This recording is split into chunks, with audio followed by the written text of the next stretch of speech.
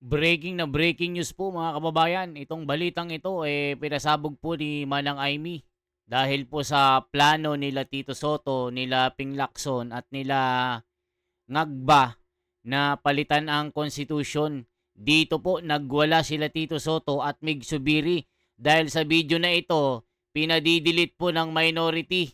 Kaya i-save nyo na at i-share nyo po ang bidyong ito para malaman po ng bawat isang Pilipino ang maitim na balak ng mga maleta na papalitan nila ang konstitusyon at papalawigin ang kanilang termino sa kanilang pangungurakot. Pakinggan po natin mga kababayan, pinaiyak po ni Senador Marcoleta, Manang Aimee at SP Cayetano ang mga Bobo 11 o mga Betlog 11 dito. Pakinggan po natin mga kababayan, bakit kailangan yung i-save ito? Kasi gusto nila, i-delete nila itong video ito. Ang video na ito mga kababayan, gusto nilang ipa-delete. Kaya i-save nyo po mga kababayan para malaman po ng bawat isa itong gagawin na kabalbalan ng mga Judas, Hestas, Barabas na ito. Ito na po mga kababayan. Committee on Rules. Yes. Madam President, I think Senator Marcos is seeking the floor. We recognize Senator Aimee Marcos. What's the pleasure, Doc? Thank you. I'd Ako, like buti to na make a lang. privileged speech as Matapang already ito. reserved from last week. Is this, Madam President, a privilege speech or a question of personal and collective privilege? Personal and collective because privilege. we have yet to Yes. dispense with, proceed to the reference of this. If it's a question of privilege, we will Yes. accede, Madam President. Yes, I rise on a matter of personal The collective good lady privilege. senator has indicated that she's rising on a matter of personal and collective privilege. We recognize once again Senator Aimee Marcos. Thank you very much. Magandang hapon po, Madam President, our Majority Leader, the ladies and gentlemen of the Senate. I rise today on a matter of personal and collective privilege to address a pressing issue of utmost national importance. For far too long, our Filipino people have been left uncertain, confused, deliberately kept in the dark regarding the true intentions behind the continuing and increasingly belligerent efforts to append the new Senate leadership and worse, to amend the Constitution. The Filipino people deserve clarity. The Filipino people deserve honesty, and above all, the Filipino people deserve at least the truth. Madam President, today I will not rely solely on my own words. I will present before this chamber a short video containing documentation, footage, and statements directly connected to the ongoing efforts toward term extension and charter change. With your permission, therefore, may we now direct the technical team to play the video presentation. Bakit nagpalit ng liderato sa Senado? May I be allowed to humbly move to declare all seats vacant, Mr. President? With 13 affirmative votes, 10 negative votes, and 1 abstention, the positions in all the positions in the Senate is hereby declared vacant. Bakit ito nilusog?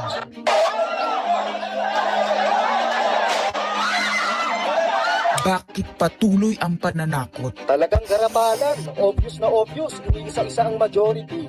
Bakit may panggigipit? Pinakakasuhan ng Ombudsman si Senator Rodante Marcoleta ng plunder at indirect bribery. Bakit may pambabaluktot ng kwento? Nililito nila ang publiko. Ang kainan ay naganap alas 4 ng hapon. Ang barilan alas 7. Pinagmamalaki nilang may nangangamusta. Si Camille Villar ang unang nag-update. Saka sila nag-reply. Last convo, 4 p.m. Next chat, 10 p.m. Bakit may demolition job? Bakit may pait? Bakit hindi matanggap? Napakaraming bakit. At narito ang mga sagot. Pero bago ang katotohanan, wasakin muna natin ang kasinungalingan. I, Alan Peter Shram Cayetano, having been elected to the position of Senate President, Hindi nagpalit ng liderato para sa impeachment. Hindi totoong pinapakalat ng mga nabulaga. Ito this time, medyo nagkabulagan. Kabulagan. Ang impeachment ay labanan ng numero. Hindi ang mga Duterte aligned ang dapat mangamba, kundi ang mga sa umpisa pa lang ay may hatol na. Ang sinasabi sir ng ibang mga kritiko, itong Senate leadership shake-up ay tungkol lang daw sa impeachment. Lahat na i-connect. As I told you, May 12 kami. Si Bato is 13. So kahit nawala naman siya, ang pinag-uusapan dito is whether or not you will be able to get 16 votes. Hindi siya ang pagmumulan ng 16 votes. Wala siya doon eh. 12 kami. Bakit kami magkuku? May 12 na kami kung ang pinag-uusapan lang natin eh, impeachment. Actually, 9 lang ang kailangan para ma-dismiss. Yes, 12 kami. So it's more than the required votes. But that's not the point. Ang ano kasi pinipilit nilang i-connect doon. Kaya ako natatawa. Where is the connection there? Gusto pang ipa-inhibit ang mga tinatawag nilang Duterte-aligned senators. Nananawagan pa ng partial kuno at pagiging patas, pero sa publiko, may mga pahayag na hindi makakatakas. While VP Sara is in power, the threat of a full-blown Duterte comeback is still a very real and present danger. Bakit ganito ang desperasyon? Bakit hindi maikubli ang gigil? No. Bakit natataranta ang lahat? Mr. Speaker, I move to endorse to the Senate the resolution setting forth the articles of impeachment. Narito ang pagsisiwala. Noong April 22 sa Soler, nagkita si Tito Soto at House Speaker D para pag-usapan kung ano ang papakialaman sa 1987 Constitution habang nakaupo si Bongbong Marcos. Dito mga kababayan, nagwawala sila Tito Soto at Meg Zubiri. Talagang todo deny sila sa balitang ito. Sa bidyong ito mga kababayan, ito yung ayaw nila. Pinapadilit po ito sa Senado. Kaya sabi ko nga sa inyo, pag napanood nyo po ito, i-save nyo po. Kasi importante po ito sa bawat Pilipino na makita ang katotohanan ito. Kasi may balak silang buwagin ang Senado at gusto nilang mag-extend sa kanilang mga termino. Kaya dito nagkabulagaan ang Judas Hestas na 11 na senador. Nagulat sila sa pasabog na ito. Panoorin pa natin. Kasama ni House Speaker D ay si South Cotabato Congressman Ferdinand Hernandez. Work is a pain in the abs. Kita nyo mga kababayan, talagang meron silang pinaplantya na masamang balak para palitan ang 1987 Constitution. Naku po. Soto ay ang dating Senate Secretary na si Mark Mendoza.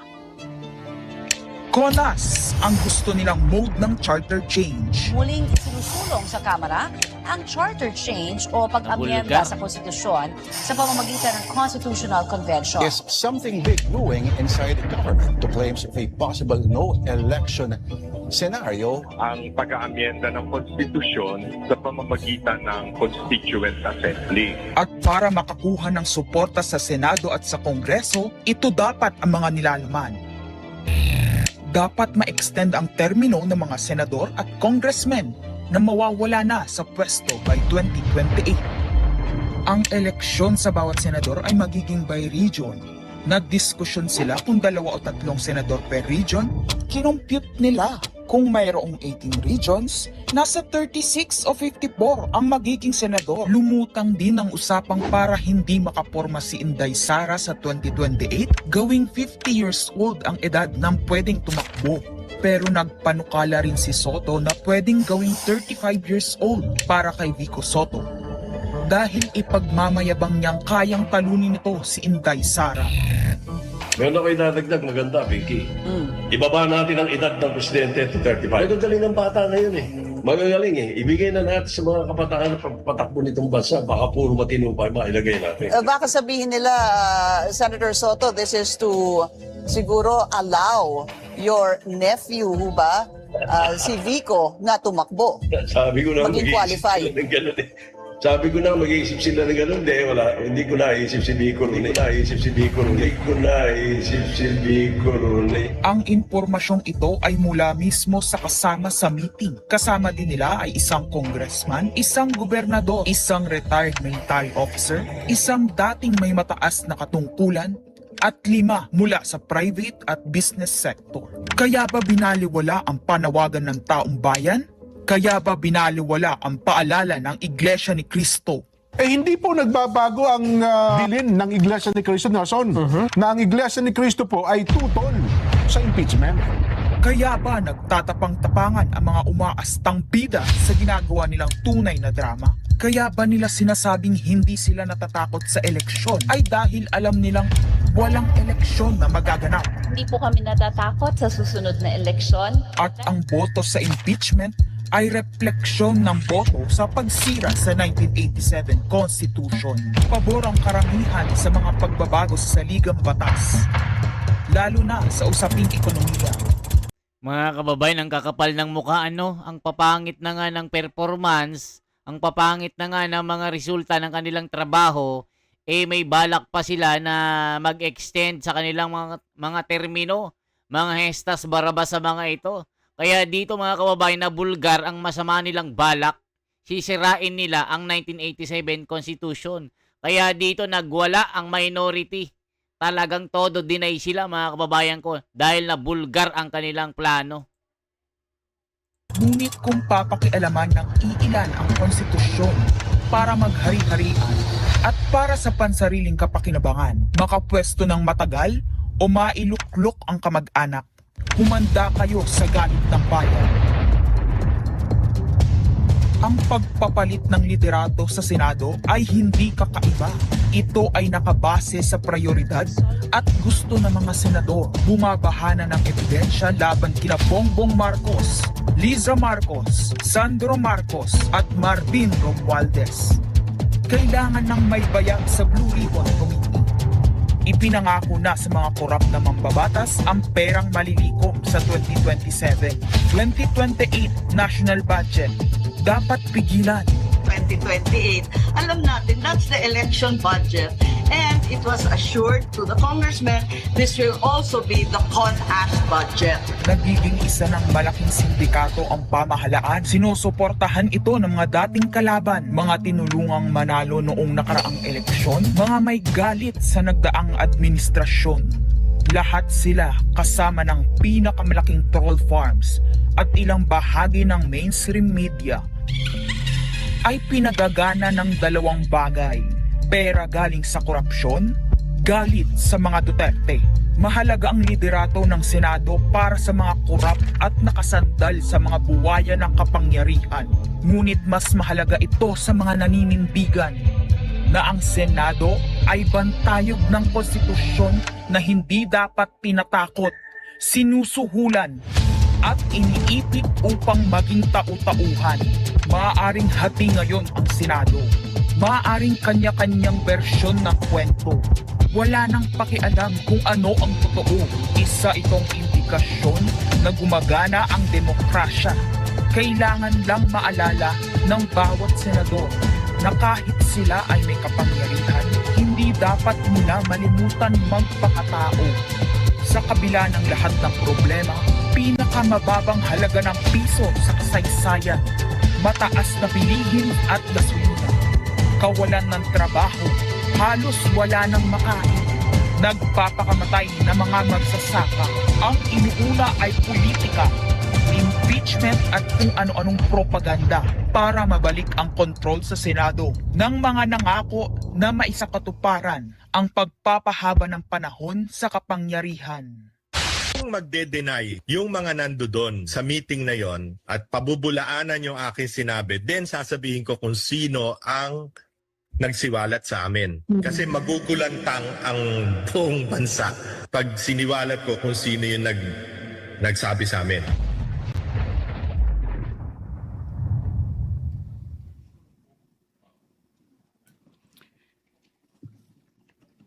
Kita nyo mga kababayan, may mga personalidad na nagsasabi na may katotohanan talaga ito.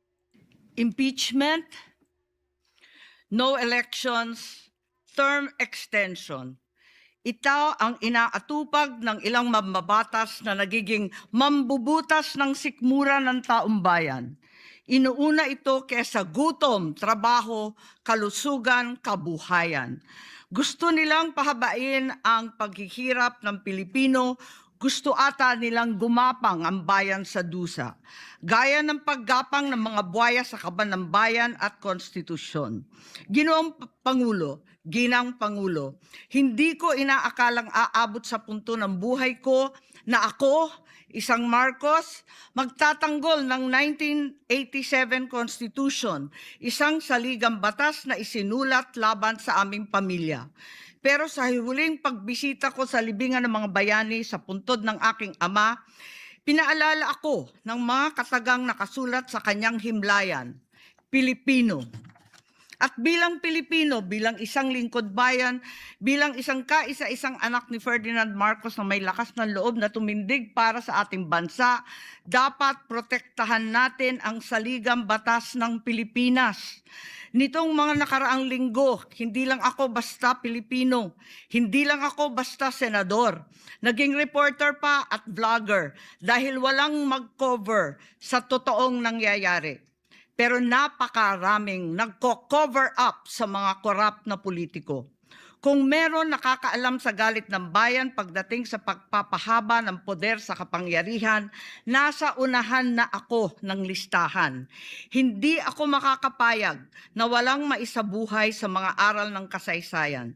Alam niyo mga kababayan, buti na lang po merong isang Marcos po na nagtatanggol po sa 1987 Constitution. At talaga namang alam niyo naman yung ginagamit na troll farm ng mga maleta, pati media na babayaran na rin dito mga kababayan. At wala ka talagang makita na nagtatanggol na media sa katotohanan. Puro talagang maleta ang makapangyarihan ngayon mga kababayan ko. Kaya buti na lang, nandito tayo, katuwang po nila Marcoleta sa katwiran at katotohanan na nagpapahayag po sa mga balitang ito. Kaya i-share nyo po ito mga kababayan dahil gusto nilang ipadelete ito sa Senado para daw hindi na makita kasi hindi daw ito totoo. Naniniwala ba kayo mga kababayan ko? Yan ang ating pakikinggan pa. Noong naharang natin ang PI na yan, People's Initiative, noong Enero 2024, hindi naman sila tumigil. Noong 12 ng Agosto 2025, unang inihayag ni Bongbong Marcos ng ating Pangulo na hindi niya tututulan ang isang Constitutional Convention o CONCON upang ayusin umano ang mga butas sa saligang batas, kasunod ng pahiwatig ng Kongreso na sumusuporta nito. Pagsapit ng Nobyembre, nung nakaraang taon din, naghain na si Congressman Ronaldo Puno at mga miyembro ng NUP, National Unity Party, ng House Bill 5870 naglalayong magpatawag ng Constitutional Convention upang magmungkahi ng mga amyenda sa konstitusyon. Noong 30 ng Enero 2026, nagpahayag naman si dating Senate President Soto ng suporta sa pagtalakay ng mga amyenda sa konstitusyon matapos ang desisyon ng Korte Suprema kaugnay ng impeachment laban kay VP Sara Duterte. Agad itong ikinatuwa ng tropang NUP na nagsabing mahalaga ang kooperasyon ng Senado upang maisulong ang mga reforma sa saligang batas. O kita nyo mga kababayan, anong sinasabi ng taong bayan dito? Mabuhay ka Senator Amy. Salamat sa video na ito Senator Amy Marcos. Salute to you Senator Amy. Maraming salamat po. Madam, salamat po sa malasakit mo sa bansa. Buti na lang may isang Marcos na nanindigan para ipagtanggol ang saligang batas sa 1987 at meron tayong Marcoleta na matapang. At meron tayong SP Cayetano na matapang na SP. Kaya nabulaga ang Ulaga 11 na senador. Gayunpaman, noong ika-31 ng Enero 2026, sumagot ang Malacanang, hindi raw prioridad ang charter change o CHACHA dahil nakatutok umano ang Pangulo sa mga isyong pang-ekonomiya. Isang pahayag na inilabas matapos magpahayag ng suporta si SP Soto noon sa pag-amyenda ng konstitusyon. Sa gitna ng debateng ito, naghain noong ika-7 ng Pebrero 2026 yung dating ARTA, Rabindranath Kilala, ng isang radikal na panukala, buwagin ang Senado, pati na rin ang Kongreso at lahat ng lokal na sanggunian, paltan ng isang National Legislative Assembly, maari umano makatipid ng hanggang 1 trilyong taon-taon. Nung nakaraang buwan, Formal din hinikayat ni Congressman Puno at ng NUP ang liderato ng Kamara na simulan ng pakikipag-usap sa Senado hinggil sa charter change sa pamamagitan ng Constitutional Convention. Ginamit pa nila ang pagiging bukas ni SP Soto sa constitutional amendments bilang oportunidad para sa koordinasyon ng dalawang kapulungan. Sa huli, noong 14 ng Mayo 2026, mariing itinanggi ng Malacanang ang akusasyon ni Senate President Alan Peter Cayetano na sinusubukan ng palasyo pahinain ang Senado. Binigyan diin ng palasyo na hindi pinag-uusapan ng Chacha at inulit ang pananaw ng Pangulo na hindi ang pag-amyenda ng saligang batas ang sagot sa kasalukuyang problema ng bansa. Ngunit hindi ito ang nangyayari sa labas ng palasyo. Ang NOEL at term extension ay buhay na buhay sa mga patay na patay sa kapangyarihan. Pagkat sa kasalukuyang ika-20, ika-20 Kongreso, maraming panukalang naglalayong baguhin ang konstitusyon. Mula sa House Bill 368 ni Congressman Abante, na nagsusulong ng CONCON hanggang sa resolution of both houses number 1 ni Congressman Garbin. Sinundan pa ng resolution of both houses number 2, naglalaman ng mungkahing ibaba sa 35 anyos ang minimum age requirement ng presidente at ang vice-presidente 30 ang edad. Bukod dito, Congressman Richard Gomez naghain ng resolution number 3 upang amyendahan din ang Constitution. Meron pang resolution number 4, nagmumungkahi gawing 3 taon na lamang, 3 magkakasunod na termino ang panunungkulan ng mga senador. Nariyan ang House Resolution 460 ni na Congressman Oreta, Congressman Remulla, Congressman Daza at iba pa na bibigyan linaw daw ang kahulugan ng forthwith sa impeachment. At mula noong Abril, habang hinihikayat ng mga congressman na bumoto sa impeachment, malakas ang ugong ng NOEL sa 2028. Lumutang na rin ang mga detalye. Magte-term extension ang mga congressman at madadagdagan ng 3 taon na mananatiling nakaupo sa pwesto hanggang 2031. Ganon din, 2028. Ganon din ang mga senador, pati ang Pangulo. Hanggang 2031 na raw. Kung may eleksyon man sa 2028, sa lokal na lang. Kaya, Visayas o Mindanao ka man, suportado ng iglesia o hindi, walang problema dahil walang eleksyon. Kaya ang tanong ngayon, ayaw ba talaga ng palasyo sa Chacha o kunwari lang? O talaga bang wala ng respeto sa Pangulo? Bukod kay Lito Banayo, napakarami kong sources patungkol sa mga meeting na naganap para sa isinusulong na Constituent Assembly o CONAS. Mga kalipunan ng mga politikong hindi nananalo sa mga matataas na posisyon, inaambisyon nila. Kung hindi kayang manalo sa boto, baguhin na lang ang konstitusyon. Noon pa man, hindi ako naging hadlang sa pagbabago. Kumpara lamang sa ekonomiya at ikagiginhawa ng buhay ng Pilipino. Pero magagaling ang mga buwaya. Tahimik na gumagapang upang malamon pati ang konstitusyon. Kung nagsisinungaling ang mga nagsumbong sa akin, kung sasabihin kasinungalingan ang sinabi ko ngayon at ang pinalabas, hinihikayat ko ang mga senador ngayon sa ating bulwagan. Ipangako natin sa taong bayan na may eleksyon sa 2028 mula sa presidential hanggang sa lokal. At Madam President, magiging masaya akong mapatunayan na mali ako. Dahil ibig sabihin nun, mananalo ang tama. In the interest of time and that this chamber may proceed with its scheduled legislative business, I will not entertain any interpellations at this juncture and would rather allow the facts in the video as well as confronting this nation to resonate fully with this chamber and the Filipino people.